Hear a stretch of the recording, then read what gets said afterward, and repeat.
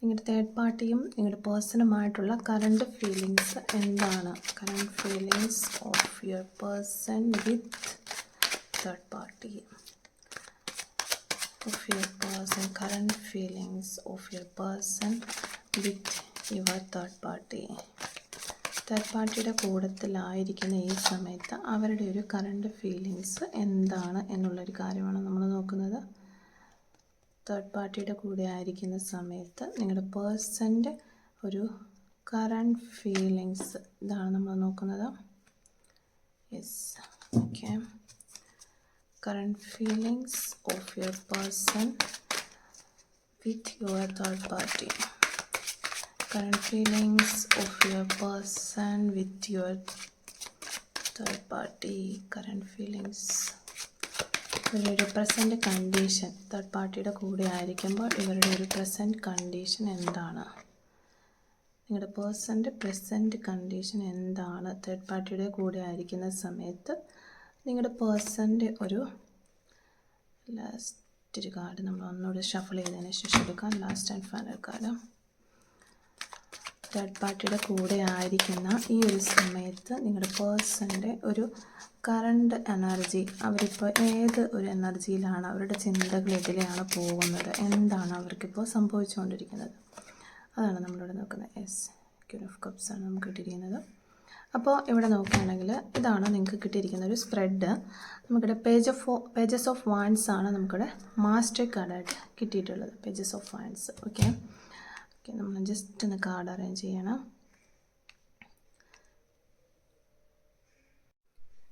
അപ്പോൾ ഈ ഒരു സ്പ്രെഡ് കാണുമ്പോൾ നമുക്ക് പറയാനായിട്ട് പറ്റുന്ന ഒരു കാര്യം, ഇത് കാണുന്ന ആളുകളിൽ കൂടുതലും ഒരു എക്സ്ട്രാ മാരിറ്റൽ റിലേഷൻഷിപ്പിൽ നിൽക്കുന്നവരാണ് എന്ന് തോന്നുന്നു. കാരണം അങ്ങനെയുള്ള ഒരു സ്പ്രെഡാണ് ഇവിടെ നമുക്ക് കിട്ടിയിരിക്കുന്നത്. അതായത് ഇവരിപ്പോൾ ഇവരുടെ ഒരു ഫാമിലിയുടെ കൂടെയാണ് എന്നാണ് കാണുന്നത്. ചിലപ്പോൾ ഇപ്പോൾ ചിലവർക്ക് അതൊരു ഫാമിലി മെമ്പേഴ്സ് ആയിരിക്കാം, ലൈക്ക് ഫാദർ, മദർ അല്ലെങ്കിൽ സിസ്റ്റർ, ബ്രദർ, ഇങ്ങനെ അവരോട് കൂടി ഉള്ളതും നമുക്കിവിടെ അങ്ങനെ പറയാനേ പറ്റത്തുള്ളൂ. പക്ഷേ ഇവിടെ കൂടുതലും ഒരു എനർജി നമുക്ക് കിട്ടുന്നത് അവരുടെ ഒരു ഹസ്ബൻഡ് അല്ലെങ്കിൽ ഒരു വൈഫ് അല്ലെങ്കിൽ ചിൽഡ്രൻസ് ഒക്കെ ആയിട്ട് കഴിയുന്നു എന്നാണ് നമുക്ക് കാണാനായിട്ട് പറ്റുന്നത്. അപ്പം അതുകൊണ്ടാണ് നമ്മളിവിടെ എക്സ്ട്രാ മാരിറ്റൽ റിലേഷൻഷിപ്പ് എന്ന് പറയേണ്ടതായിട്ട് വരുന്നത്. കാരണം അങ്ങനെയാണ് ഈ ഒരു സ്പ്രെഡിൻ്റെ ഒരു കിടപ്പ്. ഇവിടെ നിങ്ങളുടെ പേഴ്സണ് യാതൊരുവിധ പ്രതീക്ഷയും ഇല്ലാത്തതായിട്ടാണ് നമുക്ക് കാണാനായിട്ട് പറ്റുന്നത്. അതായത് ഈ ഒരു റിലേഷൻഷിപ്പിനെ കുറിച്ച് അവർക്ക് യാതൊരുവിധ പ്രതീക്ഷയുമില്ല. അതായത് അവർ ചില സമയങ്ങളിൽ ഒറ്റപ്പെട്ട അവസ്ഥയിലൊക്കെ കാണപ്പെടുന്നു. അവർക്ക് അവരുള്ള ഒരു റിലേഷൻഷിപ്പിൻ്റെ ഒരു എൻഡിങ് എങ്ങനെയാണെന്ന് പോലും പിടുത്തമില്ല. മൊത്തത്തിൽ അവർ ആ ഒരു റിലേഷനിൽ ഇപ്പം നിൽക്കുന്ന ഈ റിലേഷനിൽ അവരൊട്ടും സാറ്റിസ്ഫൈഡ് അല്ല എന്നാണ് കാണുന്നത്. അതായത് ഈ വ്യക്തി ഈ ഒരു റിലേഷൻഷിപ്പിൽ നിന്ന് ഒരുപാട് പെയിൻ അനുഭവിക്കുന്നുണ്ട്, വേദന അനുഭവിക്കുന്നു.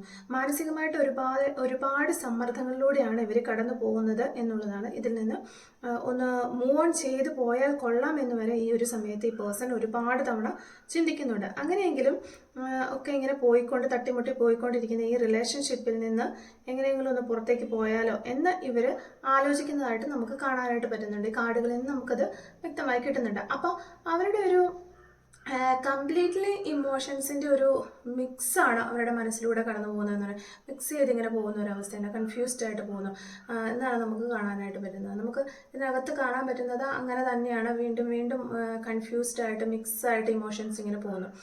ഇങ്ങനെ ഇപ്പോൾ വല്ലാത്തൊരു അസ്വസ്ഥതയിലാണ് അവർ ഈ ഒരു റിലേഷൻഷിപ്പിൽ നിൽക്കുന്നത്. അതുകൊണ്ട് തന്നെ ഒരു ന്യൂ ബിഗിനിങ് നിങ്ങളുമായിട്ട് ഇവർക്ക് താല്പര്യമുണ്ട്. പക്ഷെ അത് മനസ്സിൽ വിചാരിച്ചുകൊണ്ട് ഇങ്ങനെ വെറുതെ നിൽക്കുന്നു എന്നല്ലാതെ അതിനു വേണ്ടിയിട്ട് എഫേർട്ട് എടുക്കാനൊന്നും അവർക്കിപ്പോൾ ഈ ഒരു സാഹചര്യത്തിൽ പറ്റില്ല. അവർക്ക് ഇതിൽ നിന്ന് പുറത്ത് വന്ന് നിങ്ങളുമായിട്ട് ഒരു പുതിയ റിലേഷൻ സ്റ്റാർട്ട് ചെയ്യണമെന്നുണ്ട്. പക്ഷെ അതിനുള്ള കഴിവില്ലാത്ത അല്ലെങ്കിൽ അതിന് കഴിയാത്ത അവസ്ഥയിൽ ഇങ്ങനെ പെട്ട് നിൽക്കുകയാണ്.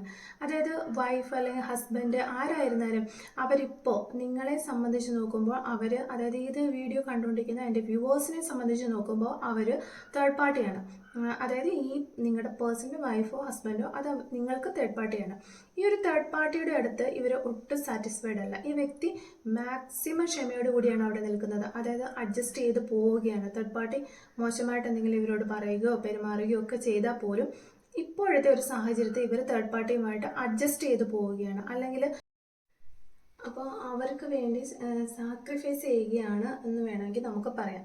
നമ്മൾ യഥാർത്ഥത്തിൽ മനസ്സുകൊണ്ട് സ്നേഹിക്കുന്നവരും അതുപോലെ നമ്മൾ അഡ്ജസ്റ്റ് ചെയ്ത് പോകാൻ നോക്കുന്നതും തമ്മിൽ രണ്ടും രണ്ടാണ്. അപ്പോൾ അതുപോലെയുള്ള ഒരു എനർജിയാണ് ഇവിടെ നമുക്ക് കാണുന്നത്. അതുപോലെ തന്നെ തീർച്ചയായിട്ടും അവർ നിങ്ങളെക്കുറിച്ചുള്ള ഒരു മെമ്മറീസ് ഒക്കെ അവർക്ക് വരുന്നുണ്ട്.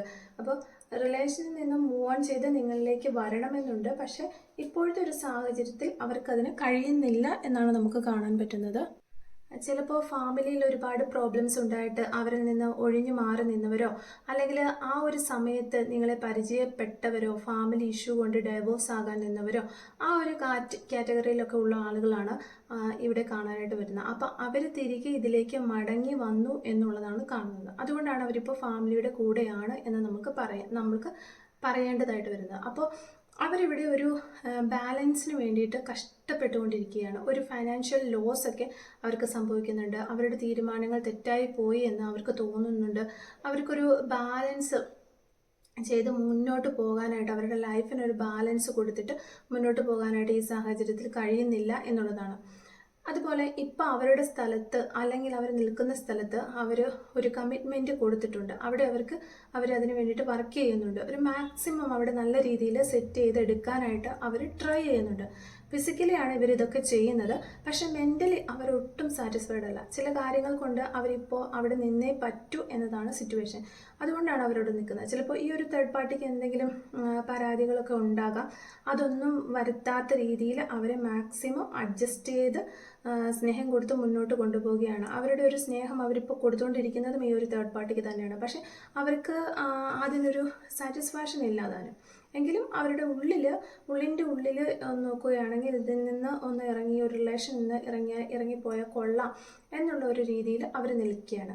അവർ പക്ഷെ മറ്റ് ചില കാര്യങ്ങൾ കൊണ്ട് അവർക്ക് അതിൽ നിന്ന് ഇറങ്ങി പോരാനായിട്ട് പറ്റില്ല എന്നുള്ളൊരു സിറ്റുവേഷൻ ആണുള്ളത്.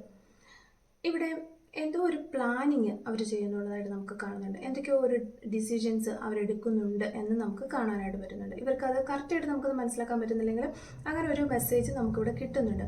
ഇവർക്ക് മാനസികമായിട്ട് ഒരു തേർഡ് പാർട്ടി ആയിട്ട് പൊരുത്തപ്പെട്ടു പോകാൻ അവർക്ക് കഴിയുന്നില്ല.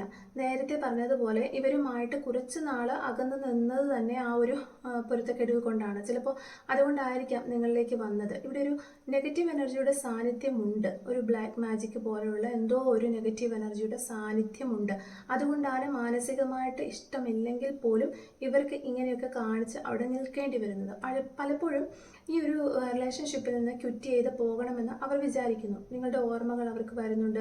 നിങ്ങളൊരു കമ്മിറ്റ്മെൻറ്റ് തരണമെന്നൊക്കെ അവർ ആഗ്രഹിച്ചിട്ടും അവർക്കത് ചെയ്യാൻ പറ്റാതെ പോകുന്നത് ഈ ഒരു നെഗറ്റീവ് എനർജിയുടെ ഇൻഫ്ലുവൻസ് കൊണ്ടാണ്. അതുപോലെ തന്നെ ഇപ്പോൾ ഈ ഒരു സമയങ്ങളിൽ ഈ എൻഡിങ് സ്റ്റേജിലേക്ക് വരുന്ന സമയങ്ങളിൽ ഫൈനാൻഷ്യലി എന്തോ ഒരു അവർ ഫൈനാൻഷ്യലി ഒരു കോട്ടം അവർക്ക് വന്നിട്ടുണ്ടായിരുന്നു എന്ന് നമുക്ക് ആദ്യമേ ഒരു റീഡിങ് കിട്ടിയിരുന്നു. പക്ഷേ ഇപ്പോൾ എന്തോ ഫൈനാൻഷ്യലി ഒരു നേട്ടം അവരിലേക്ക് വരാനായിട്ടുള്ള ഒരു ചാൻസ് കാണുന്നുണ്ട്.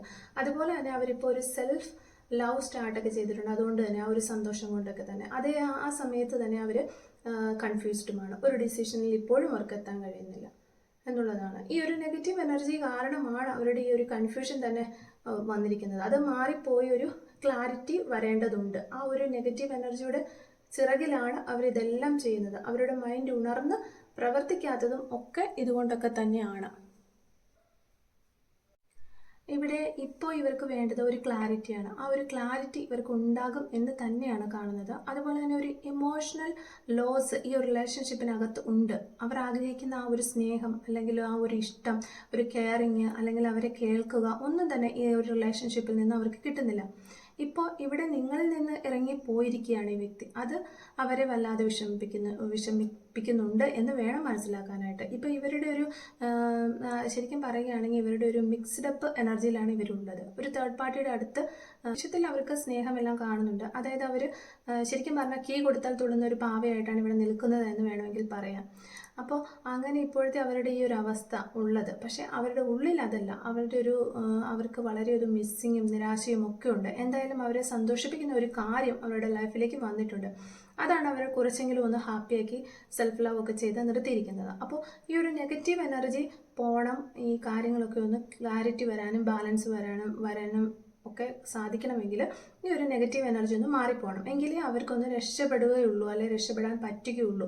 ഇതാണ് അവർക്കൊരു തേർഡ് പാർട്ടിയും അവരും തമ്മിലുള്ള ഒരു എനർജി എന്ന് പറയുന്നത്, ഒരു കറണ്ട് ഫീലിങ്സ് എന്ന് പറയുന്നത് ഇതാണ്. തേർഡ് പാർട്ടി അവിടെ ശക്തമായിട്ട് തന്നെയുണ്ട്. ഈ ഒരു റീഡിങ് ഇത്രയൊക്കെ ഉള്ളൂ. അപ്പോൾ നിങ്ങൾ റീഡിങ്ങുമായിട്ട് റെസനേറ്റ് ചെയ്യുന്നുണ്ടെങ്കിൽ കമൻറ്റ് വഴി അറിയിക്കാനായിട്ട് ശ്രമിക്കുക.